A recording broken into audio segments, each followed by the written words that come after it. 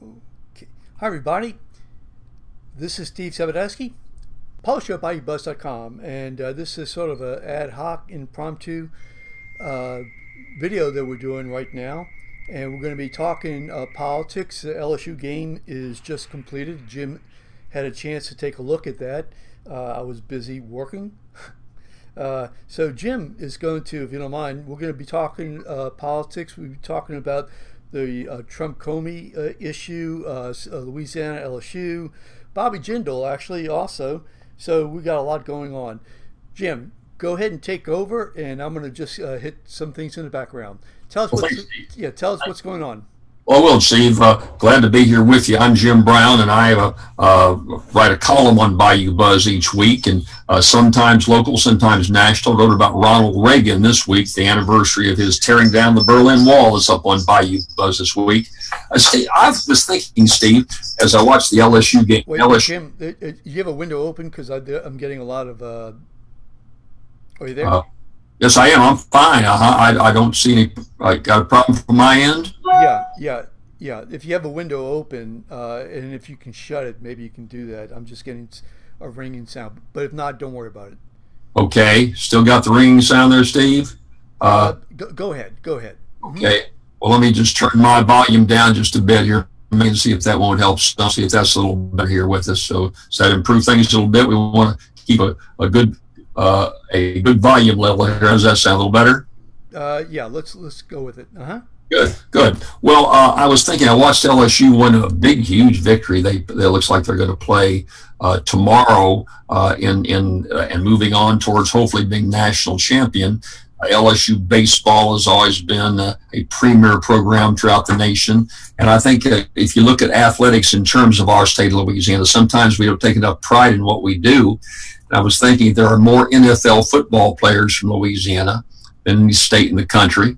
That if you could write down the list, so many great athletes have come out of this part. I was watching the golf tournament here last week with so many great golfers coming out of Louisiana. So in sports, probably for considering the population level we have, you just can't beat what comes out of Louisiana, giving you something to be proud about.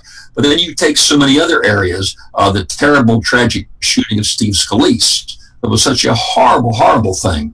Here's the number 3 guy in the House of Representatives, a Louisiana guy from the greater New Orleans area, been very successful in the legislature, held a seat that previously was held by a number of very solid Louisianians that have a lot of national stature.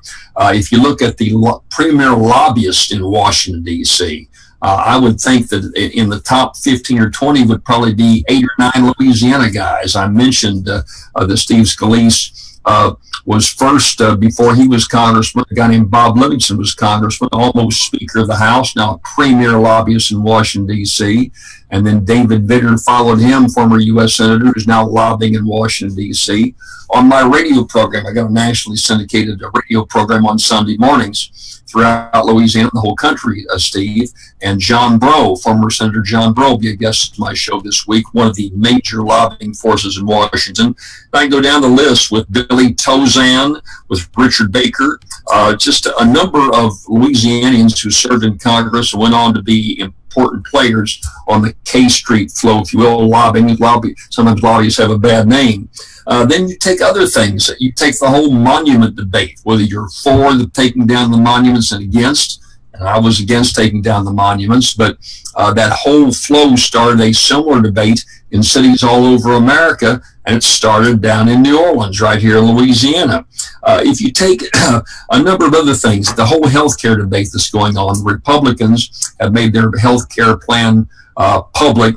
It's got some significant opposition from U.S. senators, both very conservative, not quite so conservative. But my point is, right now, the votes are not there, and it could emerge that our own U.S. Senator, Bill Cassidy, and several doctors, and Cassidy's a doctor, we've got a number of doctors in the House of Representatives from Louisiana.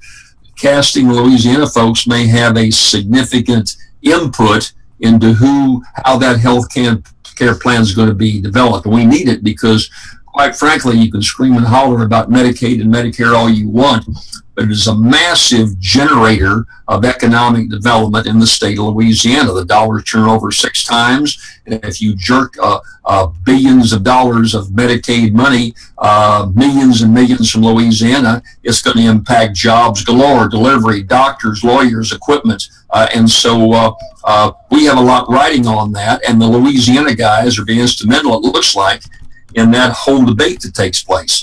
Mayor Landrieu of New Orleans, I think it's not a serious option for him at this stage, but he's being ballyhooed at the national level of running for president of this country.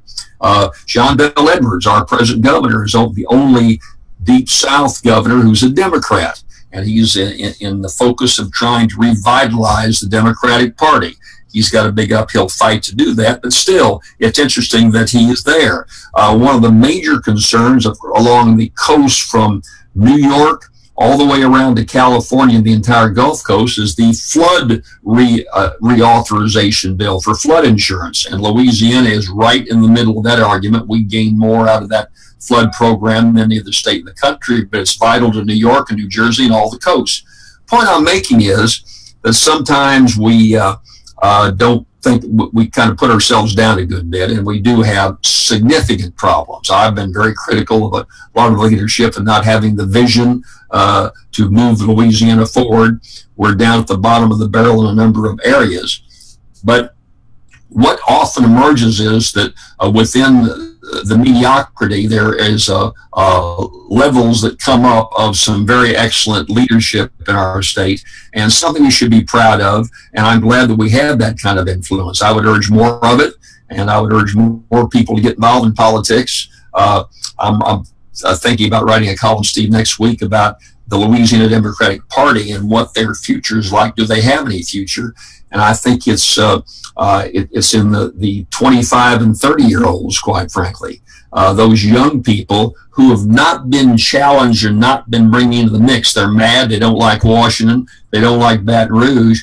But there's not been a focus to really recruit that kind of leadership within the party. So there's so many vibrant issues affecting us nationally and locally, and Louisiana is quite in the mix. So although you and I complain a good bit, I'm glad to see that focus is there. Out of it all, hopefully, will come some very positive results coming up in the months to come. Okay, good. I think we did a good. I think you did a really good job in giving an overview in terms of what's happening nationally and also the Louisiana implications. By the way, those people we'll be doing this for another 15 minutes. If anybody wants to chime in, call, make a comment, there's a bunch of ways they can do it. Number one, telephone number is above me. You can call a number, hit and then type in the meeting ID, and we'll be able to get you online with us. Just call us and type in the meeting ID. Another thing you can do at the bottom of your screen on Facebook, for an example, or YouTube, Twitter, Periscope, LinkedIn, and Bayou Buzz, where this is now playing. You can go and you can put your information in chat. We'll try to look at your comments. So moving on to what's happening on a national level right now, aside from LSU winning, and they had to play Oregon. Oregon State tomorrow. Got to beat them twice. Yes. It's a double elimination. Right. So technically, they've played 65, almost 70 baseball games, and how long these things go. If they beat Oregon for the second time tomorrow, then they go into the championship, and that's 2 out of 3. So they could be facing 4 more games to play. So it seems like it never ends, Steve. Gotcha. Absolutely. Absolutely. Okay, so I'm just looking at Twitter right now, and I see David Gergen has put up a tweet just now, 4 minutes ago. Trump throws shade at Comey-Mueller relationship fair. Please join us now on CNN, Outfront CNN. Obviously, he's talking about the recent, at least the statement that was 41 days old before he denied it. His tweet where he basically said, something like, "I hope that that there was no recording." Was that? I mean, what's your take on that? Well, he said, and there may be some truth to this, you know, we beat up on this guy, and maybe you disagree with his politics and his approach and his aggressiveness and some of the outrageous things that Donald Trump has done, and I think you'll find agreement of that if you're on the left or the right. But there may be a method to his madness, quite frankly. I mean, Mueller is a former FBI director, and if you look at both he and Comey, they have done some things that some people strongly disagree with. The fact that they have been kind of grandstanding in the public, that instead of quietly doing their job, heading up the FBI and making cases for the Justice Department, they've been very high profile about this thing. A lot of people seem to think that we thought we got bypassed all that when we got rid of J. Edgar Hoover, who was such a grandstander. So a lot of people say that, you know, this grandstanding, there may be an effort to really gut Trump. And let's assume the worst happens. There's a serious debate as to whether you can bring criminal charges against a sitting president. I think the consensus of lawyers, and I've watched this closely, is that maybe you can't. You've got to wait till after he or she goes out of office. So let's assume the worst. Let's assume the very worst, that there's an effort to impeach Donald Trump based on the fact that he didn't give full information or his decision. Wait, I'm going to interrupt you. What about the tweet? Okay, I mean, you know, that was a tweet that he did 42 days ago, and basically, was that a threat? He says that he did it. He wanted to game Comey into telling the truth. So I think it was his ploy to make Comey think there were tapes and make Comey be very cautious about having to review exactly what he said, and being a lot more cautious in terms of his efforts before at the time he hadn't fired him yet, had he? And so no, he did fire him. Well, I guess what I'm saying in this whole mess, I think one of the some advisors that are discussing this whole thing are saying, look, if this builds up, yes, I think the tweet was a way to throw off guard Comey. I don't think Trump and the Trump key people trust Comey or Mueller. They think there could be a major case to get Donald Trump in some way, and if it can't lead to charges, it may lead to an effort to impeach him. And so Trump is doing all these things to undermine the credibility of both Mueller and Comey. And the reason is that, you see, maybe that undermining won't sway members of Congress per se. But if Trump has done I think it's irresponsible, but he's done a pretty good job of creating this fake news and doing a number on the media. The media are the bad guys. You can't trust the media. Well, if you do the same thing, you can't trust Comey and you can't trust Trump, then the diehard Trump people are going to bring a lot of pressure on their members of Congress not to impeach Donald Trump. If they try to impeach him, I think he's going to get killed from back home. A lot of them are. But before we get to impeachment, I mean, we're not even there yet. We're not even at. I mean, that's way out there. So you feel that he was being sincere when he said that he threw out this smoke bomb, and those are my terms, to try to get Comey to tell the truth? Well, I say maybe for Comey to be very careful what he says, because it may come back to haunt him on the tapes. There may be tapes that are going to second guess Comey. So before he puts down in writing or makes certain statements, I think that there might have been an effort to say, wait a minute, all these conversations may be on tape. I better be very careful what I say instead of being much more aggressive. It just might have been a ploy to delay Comey from being that much more aggressive. So my argument with that would be, and this is one that I made on Facebook to a friend of mine who basically was saying that, and my argument was, okay, so really what you're telling the world is that when you throw something out on Twitter or elsewhere, we shouldn't believe what you're saying. Maybe we should wait 42 days to find out whether or not there's any validity. Well, he never said there were tapes. He said he better hope that there's not tapes, is what he said. Sure, but not coy. And but Steve, that's not new. This guy's been throwing out these half truths and windows from the day he announced for president. So I'm not surprised by that he did something like that.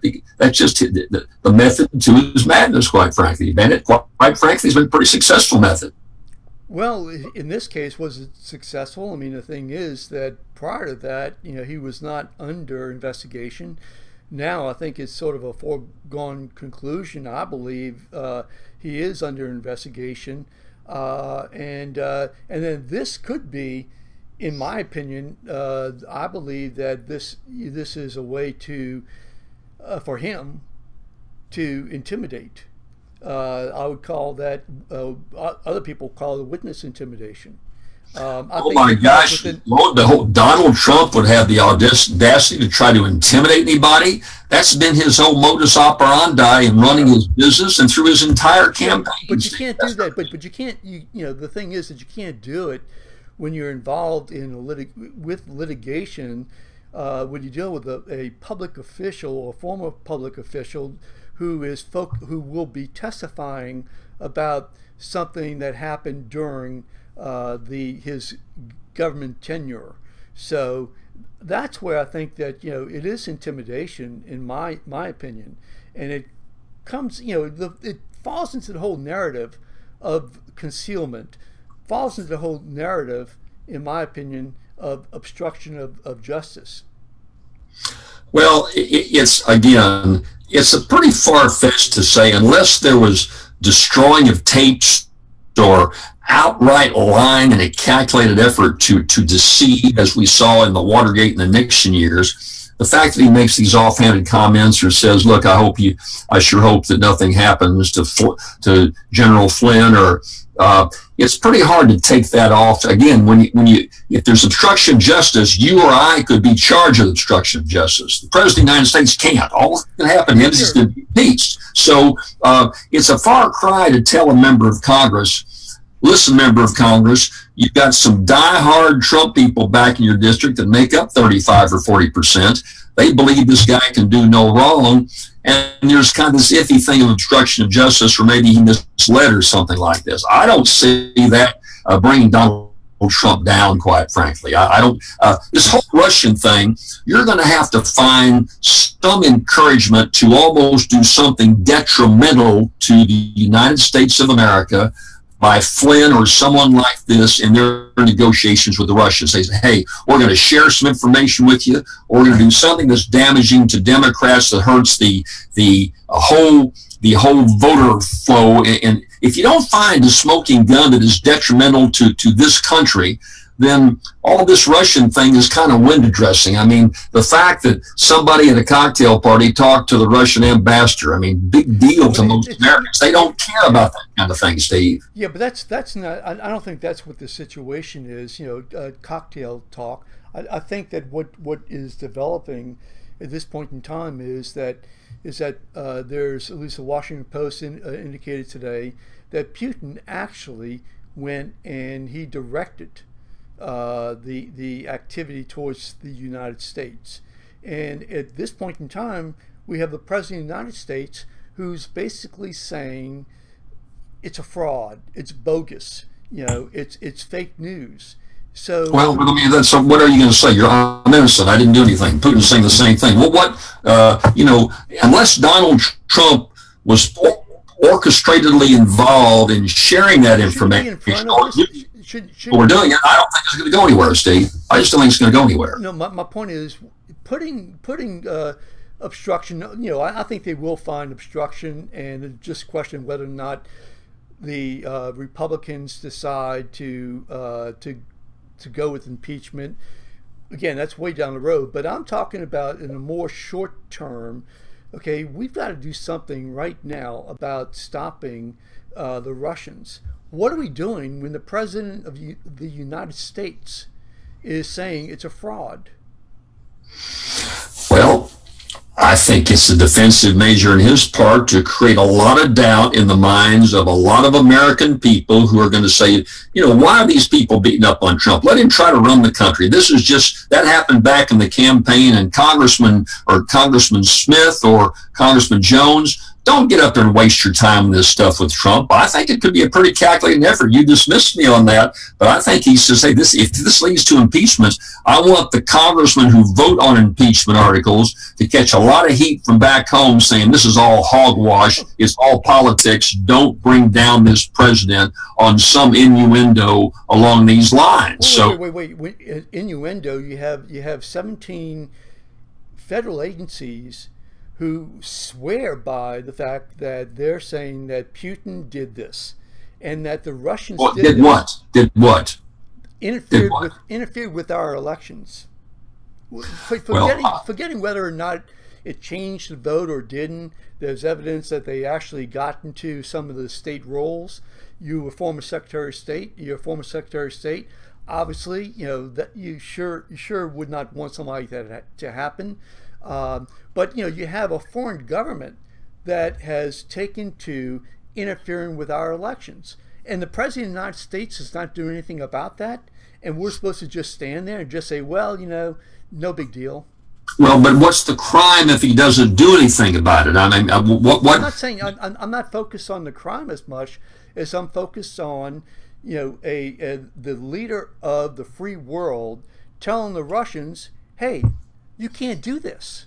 But instead, what he's done is he said that it's a fraud. Russia, it's a fraud.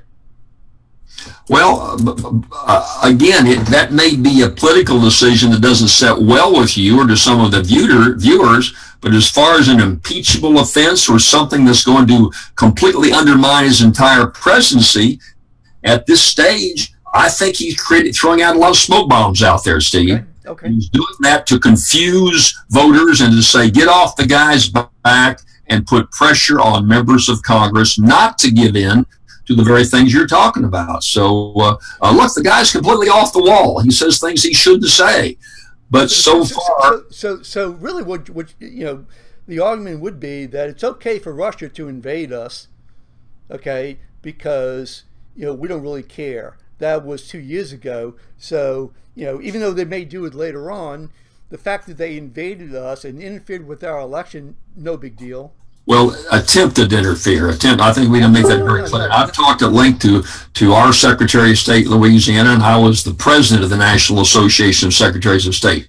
So I checked with the national office. There were attempts, apparently, but no concrete effort where the elections were interfered with. And so you can fault Trump for diverting or not taking it seriously, just like you can fault Barack Obama by saying, we're drawing this line in the sand, Syria. If you cross this line, you're going to pay for it. And the Syrians crossed the line and nothing happened.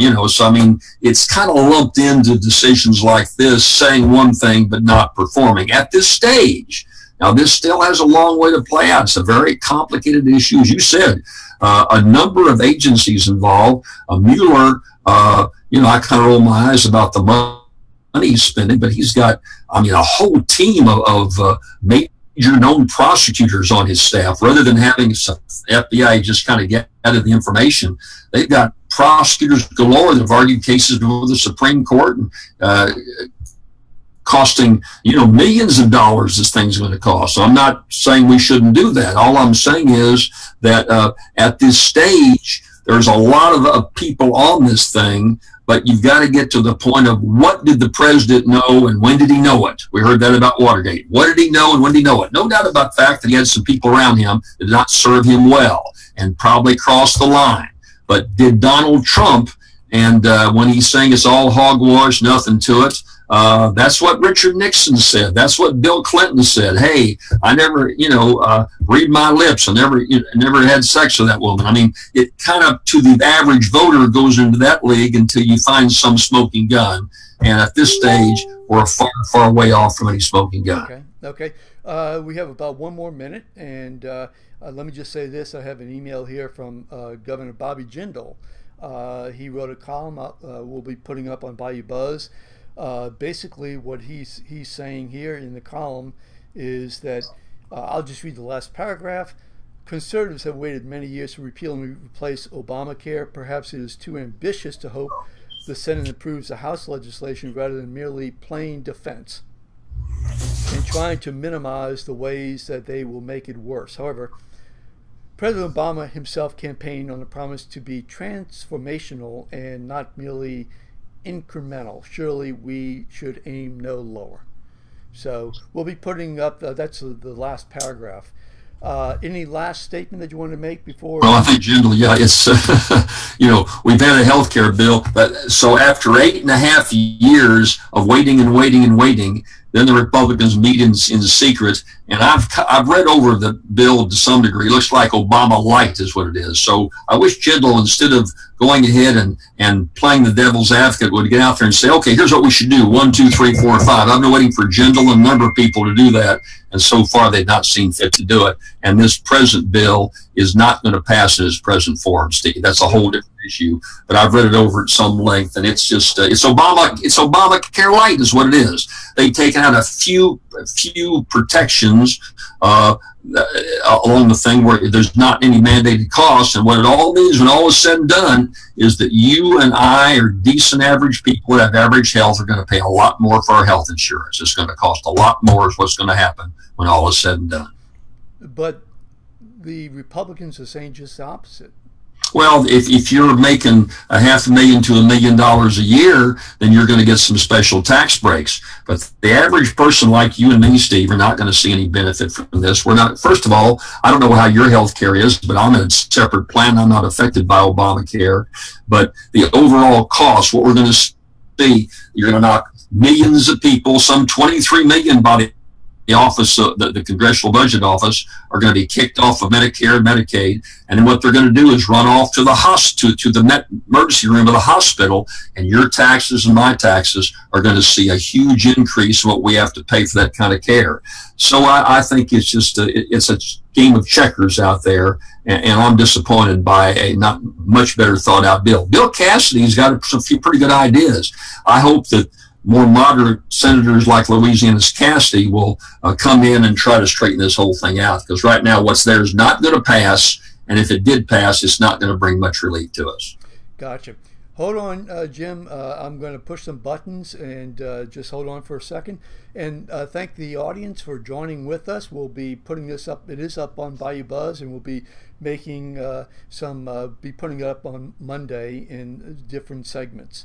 So stick with us, and I'm turning these buttons